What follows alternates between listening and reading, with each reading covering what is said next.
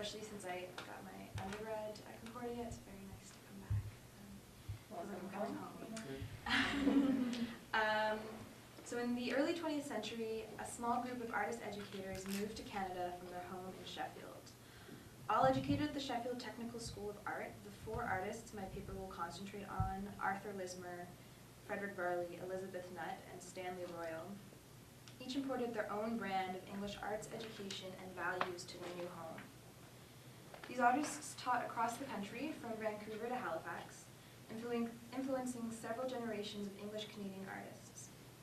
Often at odds with one another, both as educators and as personalities, this group is united by their dedication to teaching. While their artistic legacy has had various degrees of success within Canadian art history, their work as educators facilitated the promotion of arts and crafts ideals across the country, a legacy that remains influential within our cultural landscape today. I'd like to begin this paper with a brief introduction to each of the four artist educators I'm speaking about. As I mentioned before, all four attended the Sheffield Technical School of Art during the first decade of the 20th century. They were also connected through social and artistic networks in Sheffield, with sketching groups, former jobs, and family ties linking all four. Between 1911 and 1931, each relocated to Canada, part of a wave of trained craftspeople and artists leaving Sheffield. Lismer was the first to arrive in 1911 and encouraged his friend Varley to join him the following year. Both found positions working within commercial engraving firms before moving into arts education. At the same time, obviously, they were becoming founding members of the group of seven. I will speak to their teaching careers more fully, but after several short-term teaching appointments in Toronto, Varley moved to Vancouver in 1926. There he taught at the Vancouver School of Decorative and Applied Arts before opening his own short-lived school, the British Columbia College of Arts, in 1933. Back to Lismer. In 1916, Lismer was hired as the principal of the Victoria School of Design in Halifax, Art and Design, sorry. When Lismer was offered the position of vice principal at the Ontario College of Art a few years later, Varley, who was old family friends and sketching colleagues with Elizabeth Nutt, suggested that she would make a good candidate. An experienced teacher and headmistress, Nutt accepted the position, arriving in Halifax in 1919 and remaining as principal of the Victoria School, later the Nova Scotia College of Art, for the next 22 years. In 1931, when Nutt needed to hire an experienced teacher, she contacted her old sketching partner, Stanley Royal. Royal came and taught at the Nova Scotia College of Art and Design for 2 years before a conflict with Nutt drove him out. He went on to lead the art department at Mount Allison University in Sackville, New Brunswick. The teaching experience of the four artist educators varied widely before they arrived in Canada. Nutt, who was by far the most experienced, had been trained as a teacher in England.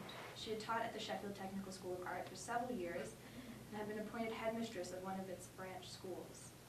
As art historian Josephine Smith speculates, that Nutt accepted the position in Canada because her gender made it less likely she would be given a similar opportunity in England.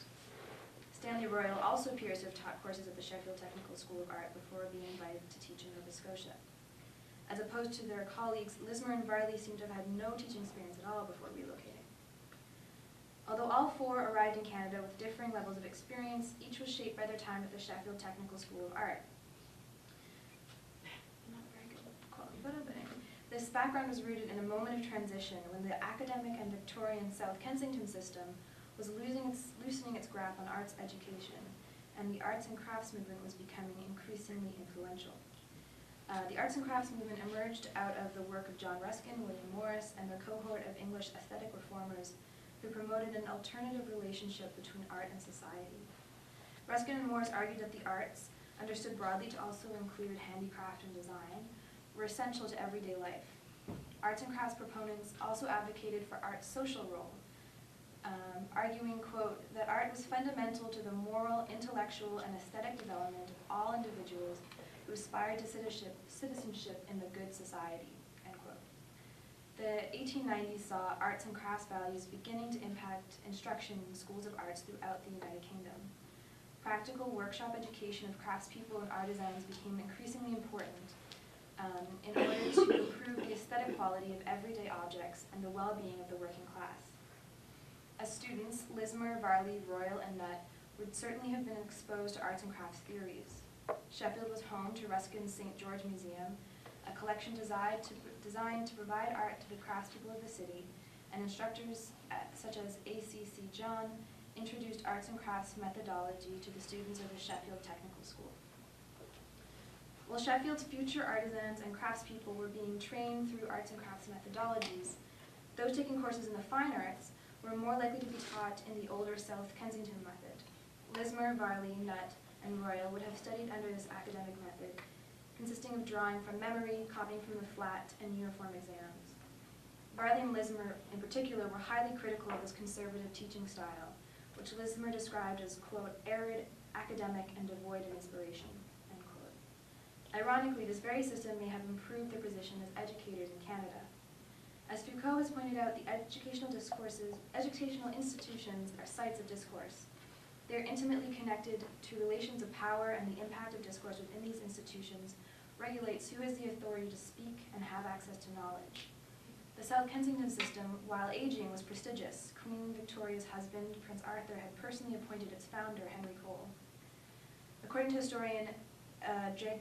Craig Sterling, it was the dominant method of art education in English Canada in the early decades of the 20th century, with 92% of teachers in Ontario's post-secondary art schools having been trained under this system.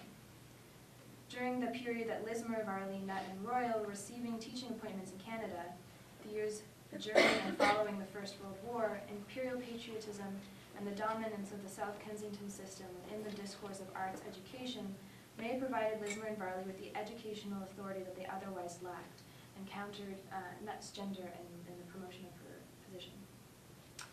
This unusual educational background, at a moment when the South Kensington system was giving way to more experimental modes of art pedagogy, was the foundation of the teaching methodology of Nutt, Lismer, Royal, and Varley. Upon arriving in Canada, each of these artist educators brought with them a respect for the role of design in art. The Sheffield Technical School of Art had a well-established design course and a tradition of employing and graduating accomplished designers. The four artist educators each instructed their students in the application of design to representational art, expressed through a consideration of line, form, and color. As art theorist Walter Abel discussed in the 1930s, quote, the fundamental aesthetic value of a work of art lay in the form, in the qualities of significant relationship or organization through which the artist manifested his distinctively aesthetic sensitivity, end quote. Abel equally disliked academic and abstract art, arguing that the combination of representation with an eye to design expressed true, quote, creative sensitivity, end quote, by the artist. Royal and Varley in particular echoed this belief in their own teachings, both teaching their students to consider the forms and patterns in nature.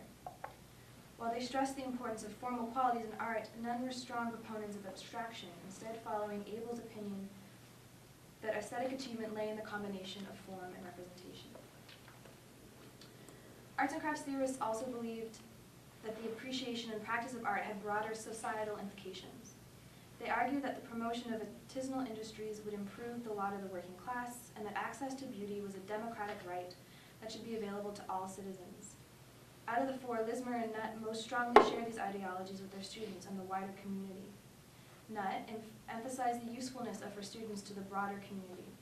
They engaged in a variety of practical projects such as designing posters for civic events, creating theater sets, book covers, and even designing knitting patterns for Nonia, a cottage handicraft industry in Newfoundland. Beyond providing employment for students, this investment in community projects also worked to raise the general public's aesthetic appreciation and knowledge of the college. Lismer echoed many of Nutt's choices and spent his career fighting for the importance of art within society. While in Nova Scotia, Lismer's yearly report to the Board of Education consistently underlined the need for art education to be taken more seriously by the community and to play a larger part in civic life. To close his first report in 1916, Lismer wrote, quote, art is not a diversion, a luxury at the command of the few, but that every child should have the opportunity of studying the principles of beauty, of design, and of developing skill of hand and eye. Art is the highest formulation of thought, and the art school is equipped to provide the wider fields of experience that lead to greater, helpful relationships and service to the community, end quote. During the Great Depression, Lismer was hired by what was then the Art Gallery of Ontario, or Art Gallery of Toronto, as head of gallery education. He saw the difficult economic times as an opportunity to create an educational program that attracted a broader public, democratizing access to art.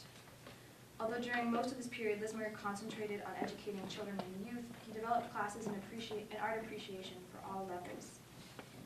As Angela Nairn-Grieger discusses in her biography of Mesmer, he believed that teaching art appreciation to the general public would improve taste and the quality of manufacturing in the city. The training of public school teachers was a direct result of his interest in the democratization of art. Under the South Kensington system, art teacher training, quote, was intended to improve mechanical imitation, accuracy, hand and eye coordination, and above all, the ability to follow orders precisely and correctly, end quote. With the influence of the arts and crafts and child art movements, the goal became to inspire creativity in children and to improve taste within the broader community. Properly trained public school teachers would teach notions of taste and beauty to their students, who would in turn bring this aesthetic awareness into the home. While Nutt, Varley, and Royal all provided instruction to public school teachers, Mesmer made the biggest mark in this area. He is noted as being one of the first art educators in Canada to introduce the ideas of child art proponent Frank Cizek, which supported the innate creativity of the child. While their careers were coming to a close or ended by 1945, the social reconstructionist movement of the post-war years showed direct parallels to the notions of art education that the four addressed. In her essay on the social reconstructionist movement, Lisa Panayotis discusses how artists at this time promoted the creativity of the individual, the role of art as a moral guide, and the economic benefit of art in society is key to the social reconstruction of the country.